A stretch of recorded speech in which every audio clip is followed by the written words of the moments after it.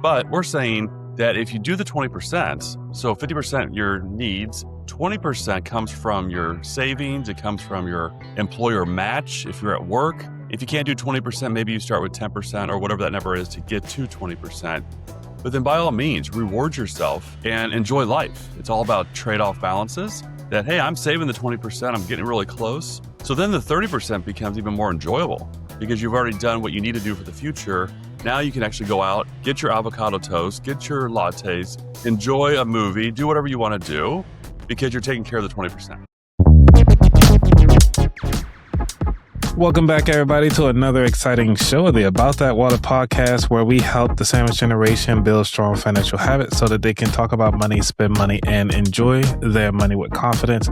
Today, I have two people that have been powerhouses in the financial community for well over 20 years and also has a wealth of knowledge. I mean, come on. So we have Mark and Steve. Thank you so much for coming to the show. It's been a pleasure researching you both, but to actually have you here.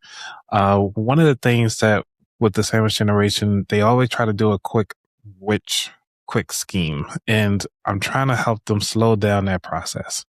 So you guys have something that's really cool that I really like to talk about, which is the 50-20-30 process. Can you just do a quick and dirty about what that is? Absolutely. So our 50-20-30 save first model is really making it simple. It's kind of a cheat code for people to be able to put 50% of their pay toward needs. So critical needs, 20% towards savings, and 30% to wants in their life. And so a lot of times people get paralyzed in terms of there's so many different things I can do out there, and what do I do first? And so this is one that's very simple. You just take your take-home pay, put it into those buckets, and those are your goals. And if you can set aside 20% to savings, we show in our book that over time, even you don't have to have a six-figure job or anything like that. Over time, if you invest in the stock market and the typical returns happen, you can accumulate about $1 million in about 20 years. But it also gives people the freedom to do what they want with their 30%. So sometimes you'll see models out there that are 50-30-20, which puts their wants before their savings. And then we all know kind of what happens with our wants when we put those as a higher priority over the savings. The savings kind of gets pushed to the back. So we flip the script on it and we think it makes sense to put the savings to pay your future self before you do the things that maybe you don't really need but don't really, have to do right now. And so they're wants. And so we've had a lot of people, it seems to resonate a lot with the audiences when we talk to them in terms of just kind of a simple framework. I like that. Yeah, what we're seeing is that, a lot of books, there's so many books out there, so much information, it becomes overwhelming. And we're not advocating that you should eat ramen the rest of your life until you're debt free, nor should you be criticized for getting a latte. I mean, people just should you all over the place with don't buy lattes, don't do this, don't do this. But we're saying that if you do the 20%, so 50% your needs, 20% comes from your savings, it comes from your employer match if you're at work.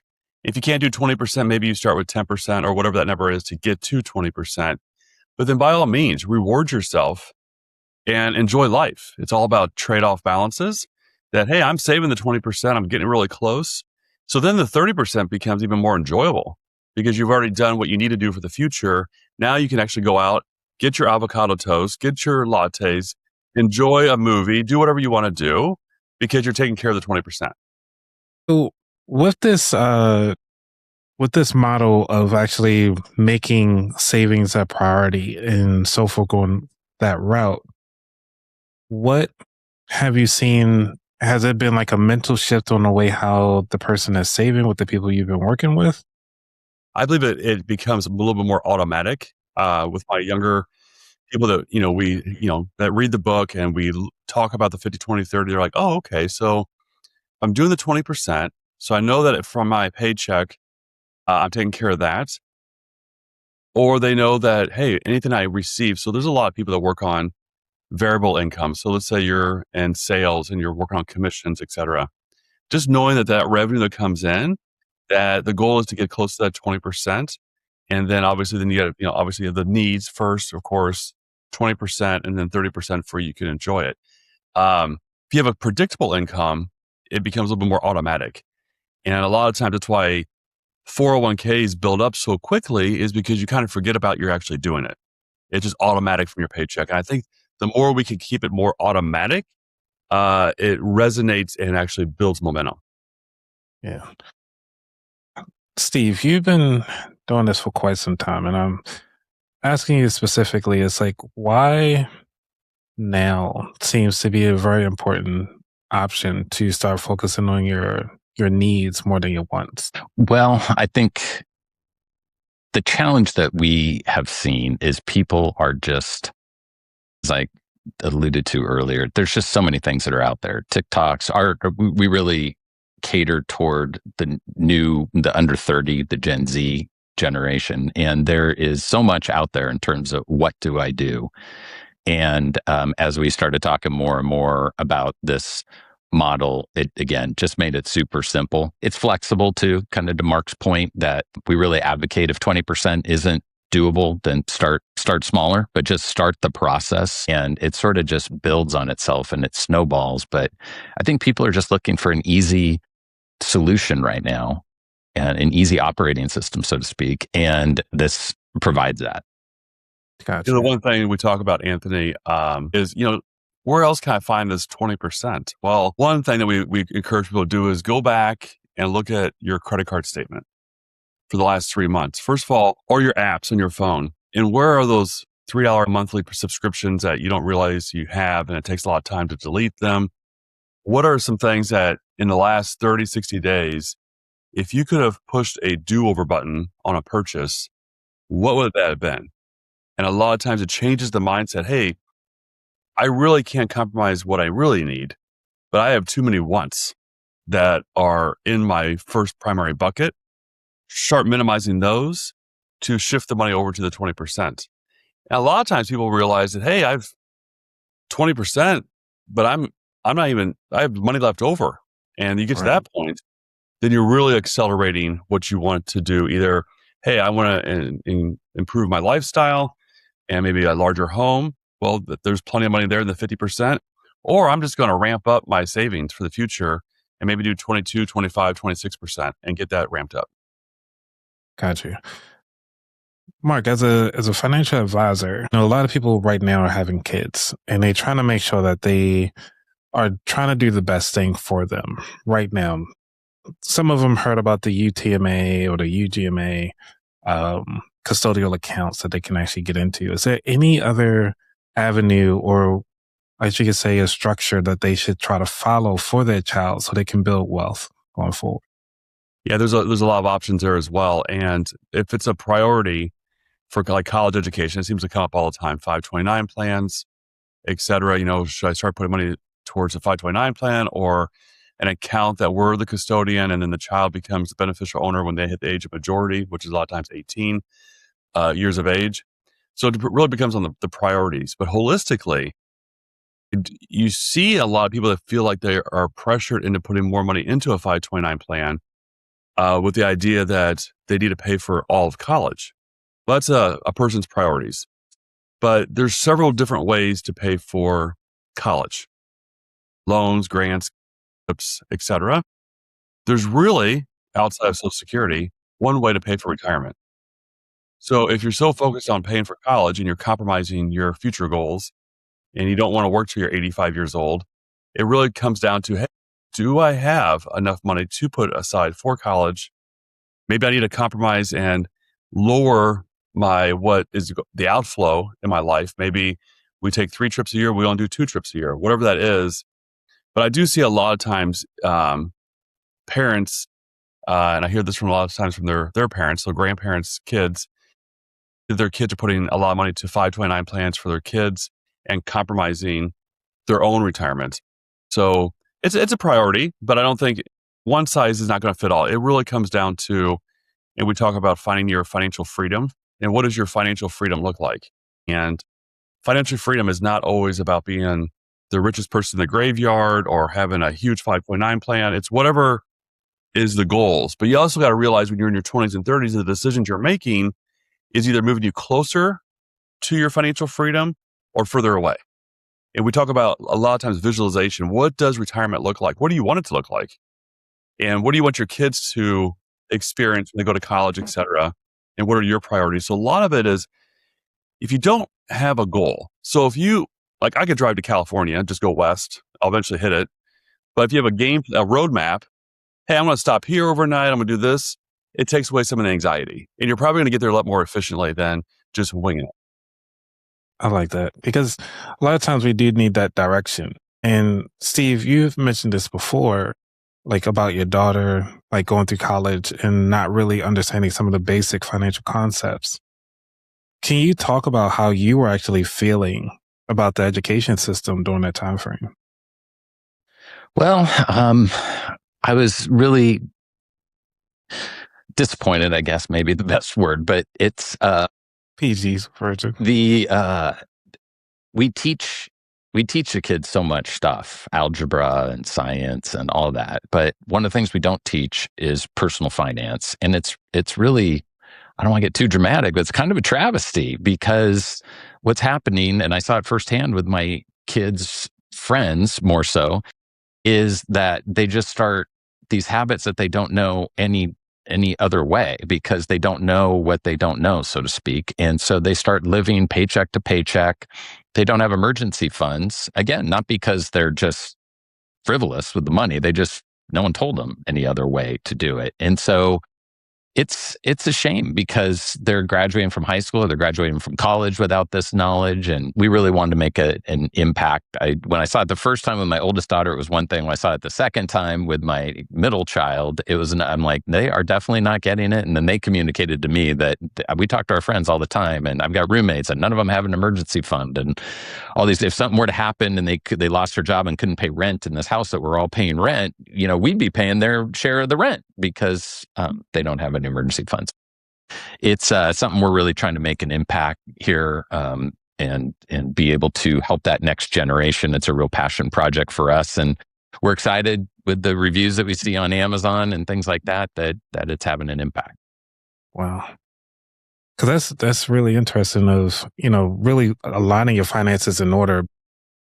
Not just that, but coming around to the estate planning to make sure everything is great. Mark, at the age of 23, can you just take us back to that moment that was pivotal to you to see the importance of having that financial plan that actually was, like, I guess you could say, beneficial? Yeah, that's a great question. So I was always raised that just work hard and it'll all work out. Which there's some truth to that, but you got to be a little bit organized as well. And I was working hard in my early 20s, right out of college. Then about 24, 25 years of age, I realized that maybe my car payment should not be higher than my mortgage payment. And I had green in my eyes and bought a 1-year-old car that I should not have bought. And I was like, wait, this doesn't feel good. So instead of just selling the car, I realized if I drive it for 10 years, it'll work itself out. And that's what I did. And then I got married when I was 24 and had a game plan on budgeting and getting a student loan paid off, et cetera. And we talk about that in the book too, is if you're about ready to get married, or even if you are married, a lot of times people don't want to talk about finances. I know growing up, my parents just complained about finances. They didn't really talk about finances, just that we never had enough money, right, for certain things. But sitting down and actually having a budget, and the budget just sounds like a 4-letter word, and it's not, but people kind of clinch up a little bit, but everyone has a budget. It may be something that they don't actually have it formalized, but you know what you can afford and what you cannot afford. But having those conversations about priorities and let's talk about the future. What do we want the future to look like? And what can we do today to get there a little bit quicker with our goals, and share that with your spouse, because that can be a delicate conversation, and people think it's a delicate conversation. If you think it's going to be a delicate conversation before you get married, it's not going to get any easier when you get married. Not at all.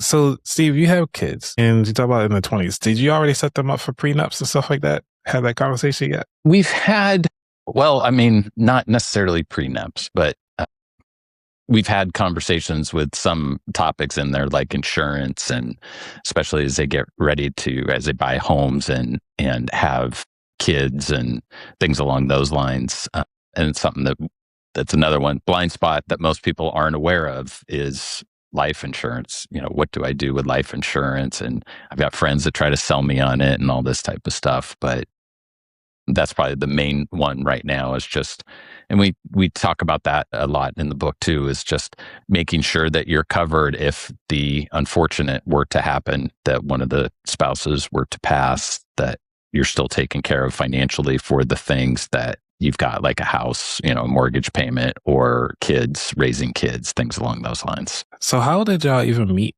Like, they were like, hey, we were just at the bar and just were like, take a couple back or whatever. So our boys were freshmen together at the same fraternity house, and there was a dad's weekend, and we just kind of met there back during COVID, I think, right? Yeah, 2020, the fall of 2020, and getting to know Steve over a few months as a fiduciary financial advisor. I mean, Steve seemed like a great prospect, not only a friend but a prospect, and then the more I talked to Steve, I was like, do you have a financial advisor? And we're not advocating that people do what I just did, but he said, yeah. I'm like, well, you really don't need one. And he always had the inclination for finance and his job, et cetera. And that's what he did. He fired his financial advisor. And then we just continued on with conversations about, he thinks that what he knows, everybody knows. And I assured him that I work with all types of people early on in my career, and mostly a lot of retired business owners that sell their businesses and they have a liquidation events. And I realized that they really were great in their business. They were great architects. They were great lawyers, doctors, etc. But when it comes to personal finance, in investing, they had no clue. But then I also realized that they don't really feel confident with themselves to put themselves in a situation to show their vulnerability that they don't know something. And so there's a thirst out there of people that want information. And Steve was taken back by that a little bit, did not realize that was what the norm was. And one night, our wives and us went to a concert, Rolling Stones concert, and we agreed that we should write a book. And we spent 2.5 hours every Monday for over 2 years. Wow. And it was born. And we knew nothing about writing a book. No. But we produced a bestseller. Hey, there you go. Yeah. So, but just to tag on to that, I think, Mark opened my eyes for sure, because I enjoy the finance side of it and trying to figure out how, you can have these financial freedoms, so to speak, to do what you want. If you want to keep working and give more to charity, great. If you want to, just accumulate more wealth and pass it on to your kids, great. There's just a lot of options you can have when you have the financial freedom. But as Mark was educating me on doctors and lawyers and people that are super smart and they don't know anything about personal finance, then it hit even closer to home for both of us, really, because it's one thing if your kids don't know it because they didn't learn it in school. But then it was more alarming, so to speak, because if the parents don't know it, then they can't teach the kids it. And so that's been another avenue through our book too, is a lot of parents have given reviews or given us feedback that this is a great guidebook. So I always make the comparison. When my kids started driving, I knew how to drive, but I didn't know how to teach my kids how to drive. And so I did a little research on that to figure out what should I do first, and what are the steps to take and all that stuff, and educated myself on that. And that's really what we're trying to do with the book too, is have it as a guidebook that ages as we all age. It starts off when you're new to the workforce, and then it ages when life gets more complicated, as we call it, to where you're married and maybe have kids. And then there's late in the game, which is maybe you didn't save as much as you wanted to, but now you're making good money and now you have an opportunity to put aside a lot of money. But it was really eye-opening to me in terms of not only the issue with Gen Z, so to speak, but also that generation above it. And Mark was the one that really opened my eyes to that, because I'd never seen that before. Never experienced that in my business world, but obviously he's dealing with that day in and day out. Yeah, it's the reason why everybody go back to the very basics of the word of budgeting. I'll call it a spending plan. Call it whatever you like. Either way, you got to tell the money what to do. Right? Well, it's even in business valuations. I mean, we don't talk about this in the book, but you look at EBITDA and all these different formulas on how to value a business. And it really, people don't think it's as simple, but it's revenue and expenses, even in a business. I mean, it can get complicated, but really it can be easy. And I think a lot of times people are like, it's just too complicated. I'm like, really? It's just 20%. Even young people are like, what's one tip? Save 20%. Everything you make, just save 20%. And I can't do that. I'm like, well, can you do 5%? Can you do 10%? What's your employer match? I'm not contributing. I'm like, thus you're losing a match. That's free money that you earn by working for a company. You should take advantage of that. And also just look at your expenses. What are those? I mean, I just caught one myself. I almost got billed $4 because I didn't cancel within 2 weeks this app that I was trying out, and I canceled it. But things creep Good job, up. Mark. Oh yeah. It's the leakage that people don't, and people are like, my mortgage, I can't change that. I'm like, well, it's really the little things that add up. It's only $100 a month. It's only $200 a month. It's $10 a month, $30 a month, and gym memberships. I mean, go up and down your stairs. There's plenty of places to wait. You can work out. People drive around the park. Clean the house at least once. I've seen people drive in the parking lot to get a better parking spot, and they're going in to work out. I'm like, just park out by the street. I mean, you're cardio, walk, steps. So, And the snowball too of just to tag on to that, the $100 a month is great. Then you forget about it. And then all of a sudden there's a new thing that you do. It's only $50 a month. We talk about it's only $400 a month, but it's not the one purchase. I mean, it is the one purchase, but it's the snowballing. So the next thing you got a 400 and a 100 and a 200. Next thing you know, you're a couple $1,000s a month and all these things that you've, financed, and you wake up and you can't get out of them sometimes because you've financed it over 5 years or 6 years. And so trying to be really mindful of maybe pausing, especially if it's a larger transaction, really pausing 24 hours or the 48 hours and really think through, how am I going to feel about this in 6 months from now or a year from now? And making sure that any decisions you're making today that are going to be having a lasting effect for 5 or 6 years are really things that you want to do. Got it. Now, I mean, I know we've been talking around the book. We just keep saying the book. What's the name of the book? The Simple Road Toward Financial Freedom. Okay. What drew you to that particular title? Like, how did that come about? Because I kind of alluded to it before, is, it's not about just getting rich, because that, or whatever you want to put in the title, the simple road to becoming a millionaire or a billionaire, or having a successful business, whatever it is. It's shaping our principles in the book and applying them to whatever your interpretation or your goal is of financial freedom. Well, I say financial freedom because you become in control. There's so much uncertainty in the world. So if we focus on what we can control, that's powerful. And there's a lot of times you can complain about the weather every day, or I can't control my boss, I can't control this, and I'm complaining. But what can you control? And how do you take that and shape it towards whatever you visualize? And we talk about visualization. You actually got to see it in your mind, what your interpretation of financial freedom is. What is your goal? And the visualization process is powerful. Just winging it and doing it every day.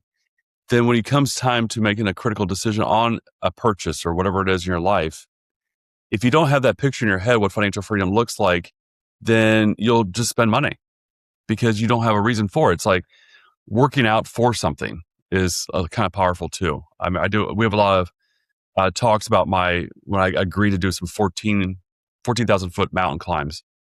And I found it more powerful that I was working out toward a climb, not to die. That was powerful just to work out. And I found that my workouts were even more powerful because I had a purpose for it, not just I need to work out. But even in the fitness industry, Anthony, how they have simplified it on focusing on your steps. We never talked about that before, at least in my 30s when I was, put on a lot of weight on my 30s. Hey, what are your steps? I was like, this is like 4 or 5, maybe 3 or 4 years ago. I was like, I'm sure I'm doing 7,500 steps. Yeah. And I start tracking it. I'm like, 1,800? That's it? Well, I'm like, because I have a sedentary job at my desk. I'm like, I start finding I'm walking around my office when I'm on the phone just to get my steps in. And it's not all the fitness equipment you buy or complex, or you need to do Tai Chi, or you need to do fasting, or all these different types of diets. But really, if you focus on your steps, that's something you can control. And it makes a huge difference in the fitness. So with all that, that's where we circle back with having a simple way to try to get you towards your financial freedom and focusing on the 50-20-30 model.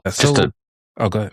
I would just say, tagging on to that, the items we've talked about earlier, and then Mark's point on the visualization, which is, we think, really key. We also talk about the power of positive thinking. Really, we set the whole thing up because if somebody's destined to, you hear it in the media all the time, I'll never be able to afford a house. I'll never be able to have kids. I'll never be able to do this stuff. And we wanted to set it up quickly in the book with the visualization, the power of positive thinking. You've got to believe you can get this done. But we talk about these step by step in the book and sort of set up a framework that anybody can follow. It's not, it's really catered to those new to the workforce, or say under 30 years old, but it really works for anybody. And one of the things that we talk about there as well is this $20 to $1 million method, which sounds, I don't know, maybe more out there than it really is. But basically, it's the 20% that we talked about, and we highlight how Pat, this imaginary person, how they can go from a $50,000 a year job to $1 million in savings in about 20 years, just by doing some of these simple steps that we've sort of talked about. But we sort of lay out this job progression in terms of their salary and putting money aside and all that stuff, how it's really possible. So if it's possible for somebody that's making $50,000 a year and their salary goes up by 3% a year in the example, but then it's possible for people making more as well. But some of it might have to go to some of the things we talked about earlier with cutting some of your expenses to make sure that you can hit that target number. Yeah, because that's always been a tight thing and a tough conversation to have is, I'm tired of cutting. When do I start building and getting more income? Because majority of the time the gap is based on the income more so than cutting. Like, we cut as far as we can, but then it's like we all tapped out at that point. Do you guys dive into the building side of the house? Like, are there side jobs or some other avenue to kind of bring in that new income? Well, not specifically, but making sure that you do what you love, you can make money, and et cetera, and all that kind of stuff is a personal choice. But I tell you, Anthony, it's interesting. What I do see is that more doesn't always fix it. People think, well, I need more income. I can't do this. So Harvard, I don't know what year it was, did a study, and basically they found out that happiness is $75,000 of income. Interesting. Pay your basic bills, or you pay your bills, save a little, and anything above $75,000 per person is small doses of income.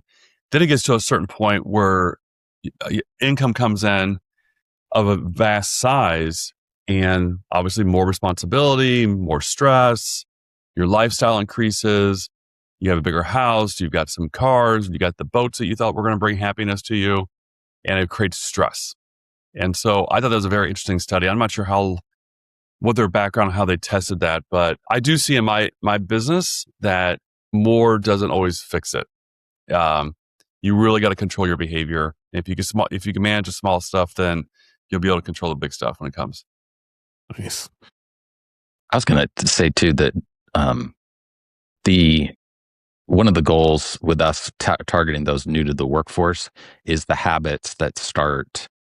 And if we can make an impact early before they get some of the stuff we talked about, a large car payment, sometimes it is hard to cut once you've layered in all these things that you've bought because you didn't know any better. And so we talk about, we have a couple of videos on our social media too, that just the power of having a plan right when you start work, because that way you live a certain way. And then as you make more money, you've got an opportunity to save more money and live the same way, or maybe grow a little bit, but trying to keep everything. Again, I go back to the 50-20-30 save first model because it gives you a framework for it to be able to have a goal. And so, because we can all justify a new car and all this stuff. Mark talked about his new car earlier. It's like he could justify, he was making good money after that car was a certain amount of years old, but he was like, you know what? I need to go back and sort of rectify what happened earlier. And so again, having that framework just makes it so great. And then once you have 20%, then you're like, I can do whatever I want because I feel comfortable. I should feel comfortable and confident that I've saved for my future.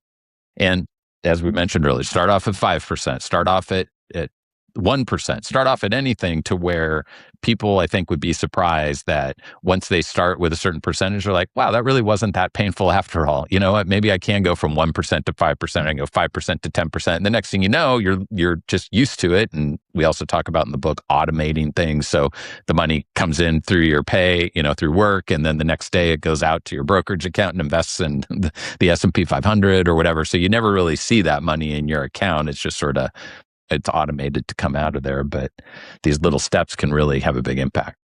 I like that. When it comes to teaching, because you guys mentioned teaching the kids, but also realizing the parents doesn't even know. Who do you reach first? As far as the child or the parent? Yes. It's a great question. I mean, in the perfect world, what is a perfect world? It'd be nice to have the parents educated to help their children, right? Yeah. I mean, it starts small. I mean, my kids had odd jobs, whatever, when they were young, and talk about saving. And I've got a daughter who she saves okay. My son is so tight with his money. So there's personality traits there as well. But the parents encouraging the children are young would be great. And so what we also are creating here, if we got a generation of 20 and 30-year-olds that have become mindful of what we're doing in the book for themselves, they're going to be more likely to be able to help their children. And so, I was raised with, I was like 15 years old. I told Steve this before, and I was 15 years old and I was in the backseat of my buddy's car and his dad was driving. And his dad goes, "Hey, we need to make sure, Patrick, that we get this CD renewed." And we went by a bank, and I honestly thought he was talking about compact discs. I had no idea what a CD was. Yeah. I was like, "Why are you renewing your CDs?" And I was like, "Oh, they sound better." Is it the BMG Music Club? I mean, what is it? For a penny, you get 30 CDs or something like that. I don't know what it was. Yeah. Anyway, I had He's too young. You're right. Okay. See, Anthony, I look a lot older than Steve, but he's actually a lot older than I am. Okay. But I will tell you the one thing that I tell even people that are my age, I'm 51, is even if you're 21, doesn't matter how old you are, is to put this in your thought. So I always tell myself, if I'm 61, 10 years from now, I can go back and talk to my 51-year-old self. What things would I change? And so thinking about that for yourself, if you're 30 years old, but and you can go back and be a 20-year-old, or you're 30 and you become 40, you go back and be a 30-year-old again, what would you do different? And I think a lot of people realize that they should do a lot of things different. It just comes down to personal choice. Time is great for people in their 30s. They got a lot of time, but time could be an excuse. I got a lot of time for that. And then you wake up and you're my age, or then you're, God forbid, Steve's age. You're like, I didn't do any of this stuff. And so that's where so depressing. Yeah. You sit around the table with your parent. My dad, I mean, let's talk about money. No, we don't have any. And that wasn't fully true. Just a lot of people look at things negatively. But those are conversations a lot of times parents don't have. And it'd be nice if the parents were educated to answer your question and they could, help their children as well. Kind of like when Steve, he's a great car. He could drive a car really well from what I could tell, but he has a hard time training his kids on how to drive a car. So did you. Yeah, because I was thinking of, because I'm an elementary educator. One of the things that's been helpful was like introducing the kids, and then the kids would try to talk to the parents, and then the parents would come to me and like, why are you telling my kids about this? Teach them about something else, because they keep asking about it. So that's the reason why I was wondering, like, what way do you prefer? With the book and our speeches and presentations, we've really catered to the kids. We saw a stat that 2/3 of employees today, not the younger generation, just in 2/3 of all employees today are financially stressed. I mean, just think of that stat. That's huge. Financially, half of those financially stressed folks are spending 3 hours or more per week at work on their personal finances. And then another stat was financially stressed employees are 2 times more likely to be job hunting. So you share those stats with business leaders and they're like, yeah, I know we have a problem here. And so we've really transitioned from the book. And obviously we want the book to be distributed and do our social media with little tips and stuff like that. But that's really resonating with businesses because they're like, I don't want to lose my employee. It's hard enough to find good employees. I definitely don't want to lose my employees. And I do know they're financially stressed. And then they're asking me for more money. And it's really a foundation issue, not necessarily how much income they're making. And so, yes, will you come in and talk to my employees about this? And so that's been very well received just because there's obviously, based on those stats, a huge appetite for it. So, because this brings up to the third segment, which is, where do you see the future of, the way how education is being displayed? Well, the facts are, I'm not sure what's going to be in the future. The amount of financial literacy has gone down over the last 25 years. Yeah. You would think we're improving, but we're not. It's going down. You're more likely to get a better education in sex than you are about money management compared to 20 years ago. So it's a huge issue and we recognized it and we talk about that in the book, but we're falling way behind.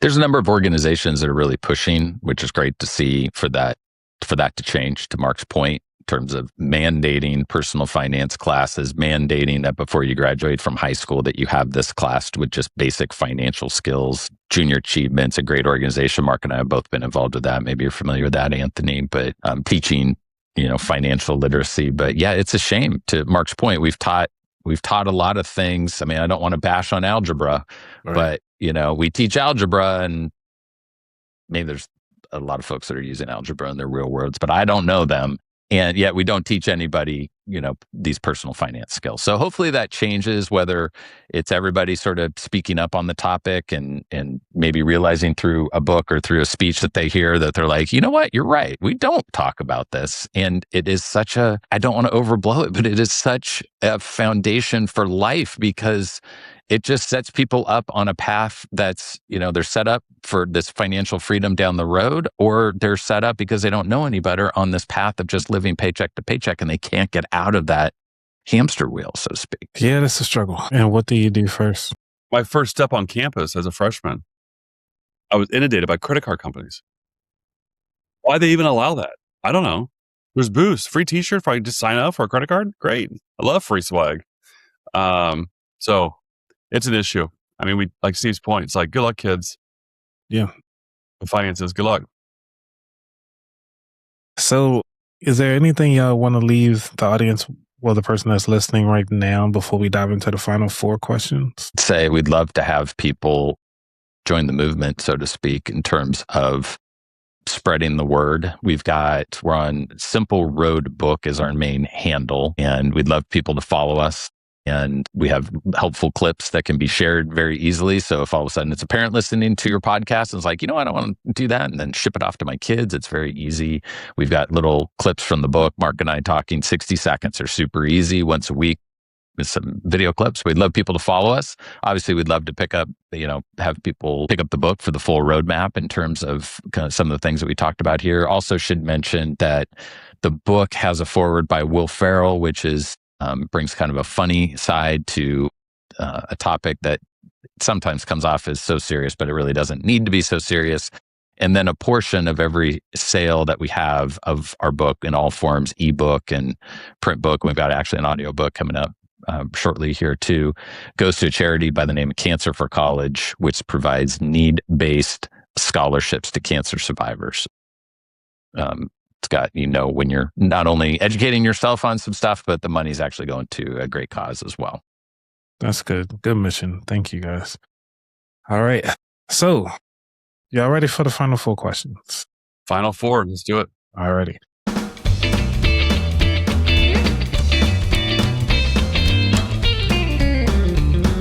So, it's up to y'all. Y'all can choose how y'all want to do this. Do you want to do somebody take 1, 2, somebody take 3 or 4? Y'all just going to answer all 4 of them? We'll have Steve do the even. Okay. Yeah, Steve, good one. All right. Even Steven. Got it. Number one, what does wealth mean to you? Wealth means to me financial peace, stability, but a tool. But a tool to be able to do things in life that you're not working. I love working, so I don't think it's going to really change. That doesn't change that, but it allows you the ability to do a lot of things to enjoy life and to help others. Number two, what was your worst money mistake? It's a better question. I know. It's so easy. I have so much material. I can't wait for Steve to answer this. I've never asked him that question. Yeah, I don't. He's got one. Have I said one over the years? I don't know. There's got to be a good one. It's not coming to me now, but like something as easy as that he forgot that he ordered cheese on his cheeseburger and got charged 15. It still drives me crazy to this day. 15. Yeah, I think probably making that purchase, going back to what we talked about earlier, that maybe you made a purchase, like a car purchase or something like that, that you really didn't need to make, but you did it, and you had a great car before that was, reliable and getting you where I needed to be, and ended up making a car purchase that probably look back. I don't know if I necessarily regret it, but it's along the lines of Mark's, I guess. Not as bad as Mark. Yeah. Number three, is there a book that inspired your journey or changed your perspective? These are easy. Yeah. To change my a book that I've read that changed my perspective. You want me to take that one? Yeah, go ahead. So there's so many great books that are out there, but I thought there was one for me, which was The Millionaire Mindset. And I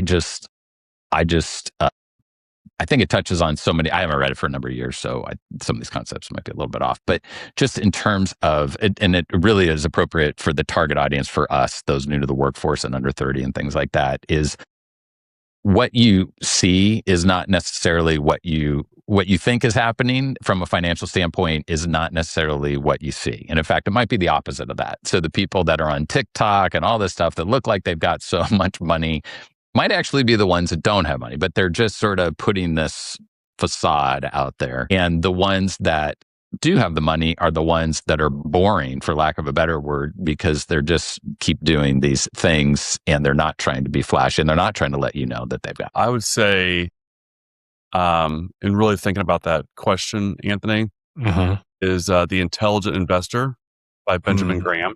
That's a good one. And it's a big read. The reason I like that book, and I've given it to a lot of prospective clients that come in my office and they're like, well, I heard about this one, to your point, Anthony, about get rich quick. Yeah. Or timing the market and doing this and the other. But this is a true book that has just been true throughout the ages, that it's not timing the market. And we have a part of our book that talks about, what do I do with my money?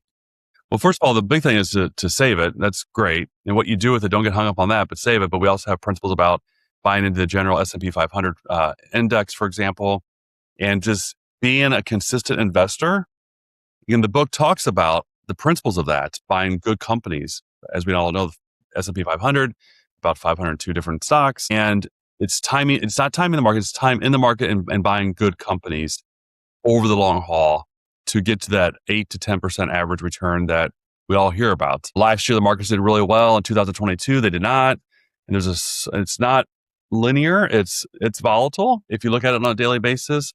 But that book has been really, I don't want to reference it as the Bible to investing, but it really, really dispels the myth of strategy investing and leaps and options and puts and calls and all the crazy stuff. Don't get hung up about all those different options, but just be a true investor throughout time. So that book's good. It's really good. Number 4, what is your favorite dish to make? Favorite what? Your favorite dish to make? Oh, I know what this is for Steve. Not to eat, but to make. I don't know if it's a dish necessarily, but smoked chicken wings. Got a smoker, like chicken wings, football season. Doesn't get it better. Mark?